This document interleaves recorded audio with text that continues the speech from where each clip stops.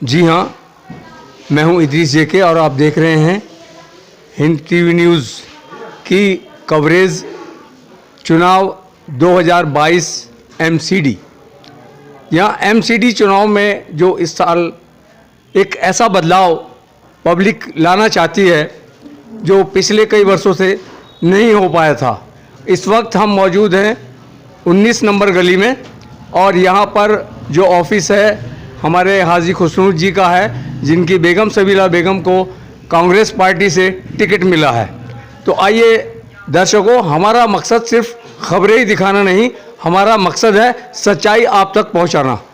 अब जो सच्चाई आप तक पहुंचा रहे हैं, अब हर कैंडिडेट की अपनी अपनी काबिलियत होती है। आपको कैसा कैंडिडेट चाहिए उसका चुनना आपका काम है। जी हाजी जी, आपका स्वागत है हमारे चैनल में। थैंक यू, शुक्रिया जी। आज जो हम आपके ऑफिस में पहुंचे हैं, यहाँ पर हमारा मकसद सिर्फ ये नहीं है कि आकर सिर्फ एक ही काम करना है। आपको अल्लाह ताला ने नवाजा है टिकट से, तो आप अपनी क्षेत्र के जन के लिए क्या कुछ नया करना चाहेंगे? और भी जो पार्षद आए उन्होंने भी किया, लेकिन कुछ जनता अलग मांगती है। देखिए, सबसे पहले तो आपके चैनल के माध्यम से मैं कांग्रेस पार्टी का शुक्रिया अदा करता हूं और शुक्रिया अदा करता हूं अपने पूर्व विधायक हसन अहमद जी का, दिल्ली के उपाध्यक्ष अली मेहंदी जी का, जिन्होंने मुझ पर भरोसा किया और मुझे यहां पर इस वार्ड में बदलाव करके यहां पर मुझे टिकट दिया। मैं कोशिश करूंगा कि कांग्रेस पार्टी का, अपने विधायक जी का, अपने दिल्ली के उपाध्यक्ष अली मेहंदी जी का, दिल्ली के अध्यक्ष अनिल चौधरी जी का, मैं उनका जो यकीन मुझ पर है उसको मैं पूरा कर सकूँ। जी, एक राहुल गांधी जी ने एक ऐसा संकल्प लिया है भारत जोड़ो यात्रा का। जी, उसमें आप क्या कहना चाहते हैं? कैसा उनका संकल्प? देखिए, हमारे जो कांग्रेस के नेता है राहुल गांधी जी, युवा नेता हैं, वो देश को जोड़ना चाहते हैं। जो देश में किसी तरह से कई फिरकाप्रस्त पार्टियां हैं जिन्होंने देश के अंदर अजीब तरह का माहौल पैदा। दूसरी वाली पार्टी तो कह रही है कि देश जोड़ने के बजाय तोड़ने हैं। देखिए, मुखालिफ तो लोग कुछ ना कुछ बोलेंगे ही, क्योंकि उनके पास बोलने के लिए कुछ बचा ही नहीं है। जो कांग्रेस पार्टी के हमारे नेता राहुल गांधी जी ने जो ये कदम उठाया है भारत जोड़ो यात्रा, ये आपसे पहले ना कभी हुआ है, ना इतना बड़ा स्टेप किसी ने उठाने की ज़रूरत की है। इतना बड़ा स्टेप उठाने की साहस किसी में नहीं था जो राहुल गांधी जी ने किया है। और राहुल गांधी जी पूरे देश में निकले हैं यात्रा करने के लिए, पूरे देश को जोड़ने के लिए। हमें उम्मीद है कि वो अपने मकसद में कामयाब होकर रहेंगे। एक पार्टी पहाड़ ऊंचा कर रही है कूड़े का, दूसरी कह रही है हमने इसको घटाया है, लेकिन आप क्या कर रहे हैं इस मामले में? देखिए, कूड़े का पहाड़ में मैं आपको बता दूं, जो हमारी कांग्रेस पार्टी की सरकार थी, श्रीमती शीला दीक्षित जी की सरकार जब हमारे देश में दिल्ली में रही है, तो दिल्ली को दिल्ली बनाने का काम श्रीमती शीला दीक्षित जी ने किया है। आज दिल्ली को अगर दुनिया में जाना जाता है तो वो कांग्रेस पार्टी की देन है। जो दिल्ली को सुंदर बनाने में जो काम किया गया है वो हमारी कांग्रेस पार्टी की देन है। तो हम सुंदरता पे और काम करने पे यकीन रखते हैं, सिर्फ ढकोसलेबाजी और झूठे वादे करने पर हम लोग यकीन नहीं रखते हैं। जी, एक तरफ जो आपको ये वार्ड है, इस वार्ड को आप क्या मान कर चलते हैं? देखिए, इस वार्ड में मैं आपको बता दूं कि जब हमारे पूर्व विधायक हसन अहमद जी, लक्ष्य है मतलब आप? मैं वही चीज़ बताने जा रहा हूं। जब हमारे पूर्व विधायक हसन अहमद जी थे तो हमारी ये मुस्तफाबाद विधानसभा चमकती थी। जो काउंसलर होते थे वो भी अपना काम अच्छे से किया करते थे, चाहे वो हसन अहमद जी के दबाव में हो या उनके अंडर में काम कर रहे थे। इसलिए आज हम उसी काम पर वापस जा रहे हैं। अगर वार्ड 243 की आवाम ने मुझे मौका दिया उनकी खिदमत करने का, तो मैं आपके चैनल के माध्यम से अपने 243 वार्ड की आवाम को ये भरोसा दिलाना चाहता हूँ कि आपको एमसीडी की किसी भी परेशानी से आपको नहीं गुजरना पड़ेगा। साफ़ सफाई हो, चाहे वो आपके किसी भी तरह से डिपार्टमेंट की अनऑथराइज उगाही हो या किसी तरह से भी कोई परेशानी का मामला हो, मैं ये कोशिश करूँगा किसी तरह से भी आपको एमसीडी की तरफ से कोई परेशानी नहीं आने दूंगा वार्ड के अंदर एक भी शख्स को। एक तरफ जैसे ही कोई गरीब अपना घर बनाता है तो लिंटर माफिया उसके दरवाजे पर आकर दस्तक देते हैं, तो उसकी रूह कांप जाती है। बिल्कुल सही कह रहे हैं, बिल्कुल आपने ये सही कहा है। ऐसा कई बार सुनने में आया है कि जो गरीब लोग होते हैं बेचारे बड़े मुश्किल से पैसा इकट्ठा करके अपना आशियाना बनाते हैं, उसमें डिपार्टमेंट के लोग आकर के दखल अंदाजी करते हैं। तो मेरी ये कोशिश होगी, मेरी ये प्राथमिकता रहेगी कि किसी भी तरह से वार्ड के अंदर कूड़ा इकट्ठा ना हो, गंदगी इकट्ठी ना हो, नाली की साफ़ सफाई हो, रोड की सफाई हो। और जो इस तरह से अनऑथराइज उर्गाई, जो अनऑथराइज तरीके से डिपार्टमेंट आकर के परेशान करते हैं, तो वो हम बिल्कुल किसी तरह से भी हम नहीं होने देंगे इंशाल्लाह। एक तरफ वृद्धाएं परेशान हैं, उनका पेंशन नहीं आ रही, एक तरफ विकलांग परेशान हैं, उनकी पेंशन नहीं आ रही, और कुछ ऐसे तत्व हैं जो सबसे पहले उगाही मांगते हैं। बिल्कुल आपने सही कहा। देखिए, केजरीवाल सरकार जब से दिल्ली में आई है, दिल्ली को एक तरह से बर्बादी की तरफ धकेल दिया है। तकरीबन 8 साल केजरीवाल सरकार को दिल्ली में चलाते हुए हो गया, और दिल्ली को दिल्ली के नाम पर बिल्कुल बर्बाद करके रख दिया, ख़राब करके रख दिया। वृद्धा पेंशन जो आती थी वो दिल्ली सरकार ने बंद कर दी है। इसको अभी ये कहते हैं जी हमारा शिक्षा का मॉडल देखिए, या हमारा क्या नाम है, मेडिकल का सेक्टर में देखिए हमने बड़ा काम किया है। लेकिन मैं उनको ये चैलेंज करता हूँ कि आप आइए और मुस्तफ़ाबाद विधानसभा को देखिए, यहाँ पर कोई एक भी मोहल्ला क्लिनिक नहीं है।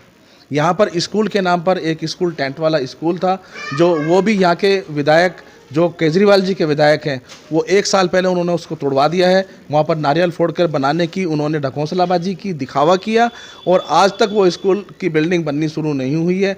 जो यहाँ के 4000 तकरीबन बच्चे थे, वो यहाँ से यमुना विहार स्कूल में शिफ्ट कर दिए गए हैं, जो यहाँ से तकरीबन 4 किलोमीटर दूर है। तो उसके प्रोग्राम में मैं गया था जी, उन्होंने ये कहा था यहाँ पढ़ाई की जगह योगा होगा। पढ़ाई की जगह योगा होगा। हमें योगा की ज़रूरत है, हमारे बच्चों को पढ़ाई की ज़रूरत है। वैसे तो हमारी जो कौम है वो पढ़ाई में पहले ही पीछे रहती है, और जो एक स्कूल में हमारे 4000 बच्चे पढ़ते थे, आज वो भी नहीं पढ़ रहे हैं। क्यों? क्योंकि वो गरीबों के बच्चे हैं। सरकारी स्कूल में हमारे बच्चे गरीबों के बच्चे हैं, जो उस काबिल नहीं है कि प्राइवेट स्कूल में पढ़ा सकें। आज उनको यमुना विहार में भेज दिया गया है, जो एक एक बच्चे का किराया तकरीबन हर रोज़ का 30, 40, 50 रुपये खर्च हो जाता है। कैसे बर्दाश्त करेंगे? उन्होंने अपने बच्चे पढ़ाई से रोक दिए हैं। क्यों? क्योंकि वो नहीं खर्चा उठा सकते। पैदल जाना मुश्किल है, क्योंकि आगे जीटी रोड पड़ता है, जिसके ऊपर मेट्रो का भी काम चल रहा है, आपने देखा होगा। फुट ओवर ब्रिज पार करके हमारे बच्चे बच्चियां उस स्कूल में जाते हैं। और वो जब छुट्टी होती है, बच्चे ज़्यादा तादाद में जो है पुल के ऊपर से कूदते भी है। बिल्कुल, वो बिल्कुल यही चीज़ हमने न्यूज़ में मैंने दिया था। बिल्कुल, बहुत अच्छी चीज़ आपने कही है। ये आपने बहुत अच्छा एक पॉइंट निकाल के रखा है। जो फुट ओवर ब्रिज है वो तंग जगह है, वहाँ से कोई भी हादसा हो सकता है, कोई भी बच्चा हलाक हो सकता है। एक हादसा वहाँ पर ऑलरेडी हो चुका है। एक बच्ची का वहाँ पे हादसे में काफ़ी उसको चोट आई या उसका इंतकाल हो गया। ये बड़ी बड़ा दुखद हादसा वहाँ पर एक हुआ है। लेकिन जो यहाँ के विधायक हैं, उनको इस चीज़ से कोई मतलब नहीं है। यहाँ से उन्होंने स्कूल बंद कर दिया है, बच्चों को शिफ्ट कर दिया है। और वो बच्चे किस तरह से जाते हैं, उनके जो परिवार वाले, जो बच्चों के अभिभावक के जो पेरेंट्स हैं, वो किस परेशानी से गुजर रहे हैं, उनको उससे कोई लेना देना नहीं है। हर रोज़ 50-100 रुपये का वो किराया वहन करते हैं। राजनीतिक एक ऐसी चीज़ है, वो आपके सामने एक लक्ष्य है, आप राजनीति को क्या मान के चलते हैं? देखिए, राजनीतिक एक तरह से आवाम की खिदमत है। मैं ऐसा मानता हूँ कि अगर मुझे आवाम ने पसंद किया, मुझे आवाम ने वोट देकर मेरी बीवी को यहाँ से अगर निगम पार्षद बनाया, तो मैं आपके चैनल के माध्यम से मैं दोबारा बोलता हूँ कि मैं ये वादा करता हूँ कि किसी भी तरह से कम एमसीडी के जितने भी काम होते हैं, उस काम में किसी भी तरह की कोई परेशानी नहीं आने दूंगा। यहाँ पर छोटी छोटी डिस्पेंसरी हैं, जहाँ पर जो गरीब आदमी है वो जाते हैं, दवाई मुहैया नहीं होती और उनको एक सी दवाई दे दी जाती है। तो ऐसे हालात में आप क्या करें? देखिए, मेरा लक्ष्य ये रहेगा, यहाँ पर मैंने अपने कई जगह वादा भी किया है लोगों से कि अगर मैं यहाँ से चुनकर आया तो यहाँ पर सबसे पहले एक जच्चा बच्चा केंद्र खुलवाने का हमारा प्लान होगा। क्योंकि हमारा वो टाइम ऐसा होता है हमारी माँ बहनों के लिए कि यहाँ से जो भी मेडिकल सुविधा है या जो हॉस्पिटल है वो यहाँ से बहुत दूर है। 5-7 किलोमीटर, गुरु तेग बहादुर कम से कम 7 किलोमीटर 6 किलोमीटर दूर है यहाँ से। तो ऐसे वक्त पे 7-7 किलोमीटर का रास्ता तय करना बड़ा मुश्किल हो जाता है। उसके लिए हम यहाँ पर कोशिश करेंगे कि एक जच्चा बच्चा केंद्र कम से कम यहाँ पर खोला जाए, जिससे कि हमारी माँ बहनों को उस वक्त ऐसे टाइम में जल्दी से जल्दी मेडिकल की सुविधा मिल सके, उनकी परेशानियाँ दूर हो सके। उसके अलावा यहाँ पर लाइब्रेरी का हम लोगों ने सोचा है कि कब्रिस्तान की भी कमी है। कब्रिस्तान तो क्योंकि देखिए, मैं हमने कब्रिस्तान का जिक्र किया है, तो जहाँ जो मुस्तफ़ाबाद में एक कब्रिस्तान है, वो कब्रिस्तान जो आपने देखा है किस तरह का भव्य निर्माण उसमें किया गया है, सुंदर बिल्डिंग, सुंदर चार दीवारी उसकी बनाई गई है, गेट बनाया गया है। ये हसन अहमद जी की देन है। ये पूर्व विधायक हसन अहमद जी ने अपने कार्यकाल में बनवाया था। उसके साथ में ईदगाह आबादी थोड़ी बड़ी हो गई है जी, उसके लिए कब्रिस्तान भी बड़ा होना चाहिए। जिस तरह की यहाँ पर आबादी है उस हिसाब से कब्रिस्तान बिल्कुल ना के बराबर है, क्योंकि एरिया बहुत बड़ा उस कब्रिस्तान के ऊपर लोड है। एरिया बहुत बड़ा है, कब्रिस्तान बहुत छोटा है। तो हम लोग कुछ लोगों के साथ मिल कर के, यहाँ के जो जिम्मेदार लोग हैं, जो NGOs हैं या जो दूसरे हमारे बड़े नेता हैं, उनसे बैठ कर के हम चर्चा करेंगे इस बारे में और कोशिश करेंगे कि किसी भी तरह से और कोई एक जगह ऐसी कब्रिस्तान की लेकर के यहाँ पर आवाम को सुपुर्द किया जाए, जिससे कि इस परेशानी से भी निजात मिल सके। और एक चीज़ की बहुत कमी है कि इस क्षेत्र में गरीब गुरबा जो अपनी लड़कियों की शादी करते हैं तो बारात घर इतने महंगे हो गए हैं, उसके लिए आप क्या करेंगे? नहीं, देखिए ये हमारे पूर्व विधायक हसन अहमद जी के जो साहबजादे अली मेहंदी जी हैं, अभी पिछले विधायक का उन्होंने इलेक्शन लड़ा था, उनकी लिस्ट में सबसे ऊंचाई पर ये 3-4 चीज़ें लिखी हुई हैं कि यहाँ पर हम कम से कम एक समुदाय भवन ज़रूर बनवाएंगे। जो MCD में अगर पॉसिबल हुआ तो हम MCD से ही बनवा के देंगे। अगर MCD से पॉसिबल नहीं हुआ तो इसके इलेक्शन के बाद जब विधानसभा का इलेक्शन आएगा उसमें हसन अहमद जी के साहबजादे अली मेहंदी जी, जो हमारे दिल्ली के उपाध्यक्ष भी हैं, वो यहाँ से चुनाव लड़ेंगे। और यहाँ पर जो स्कूलों का काम है, जो डिस्पेंसरी का काम है, जो समुदाय भवन का काम है, उनकी लिस्ट में, उनकी प्रायोरिटी पर ये सब चीज़ें हैं। हम उनके साथ मिलकर के इस सब काम को अंजाम देंगे इंशाल्लाह। और अब लास्ट में मैं ये चाहता हूँ कि आप अपनी जनता के लिए क्या कहना चाहेंगे? देखिए, मैं वार्ड 243 की आवाम से आपके चैनल के माध्यम से ये कहना चाहता हूँ कि जो पिछले काफ़ी लंबे टाइम से आपने परेशानी उठाई है, साफ़ सफाई को लेकर के, गंदगी को लेकर के, अपनी नालियों को लेकर के, कम से कम ये परेशानी आपको, मैं अगर आता हूँ तो आपने मुझे अगर मौका दिया तो ये परेशानी इंशाल्लाह आपको बिल्कुल नहीं आने दूंगा।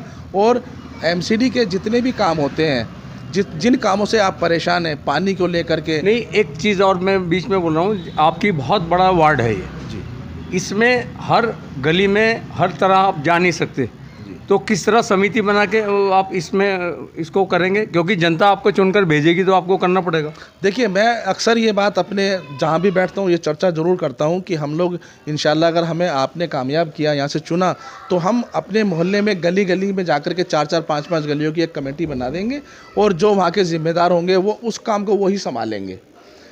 अगर साफ़ सफाई नहीं होगी तो वो ही उस काम को देखेंगे, क्योंकि बिल्कुल आपने सही कहा कि एक अकेला आदमी सब गलियों को, सब जगह को नहीं देख पाता। कई जगह कूड़ा कई दिन तक इकट्ठा हो जाता है, रोड नहीं उठ पाता।